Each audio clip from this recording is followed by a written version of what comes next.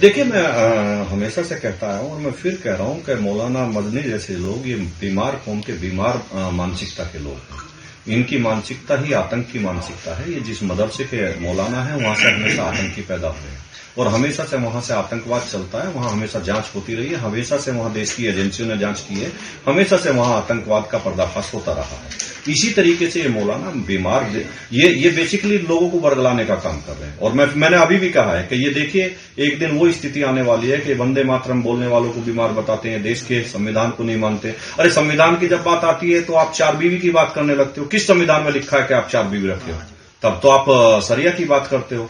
आप देश का संविधान नहीं मानते, देश का कोर्ट नहीं मानते, देश का सुप्रीम कोर्ट नहीं मानते।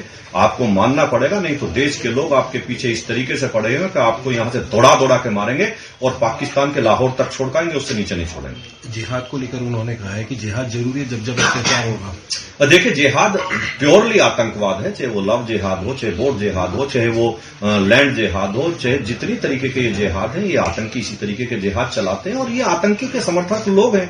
इनकी जांच होगी तो ये आतंकियों के घर में इनके पजम्मे रखे मिलेंगे, आप देख लेना।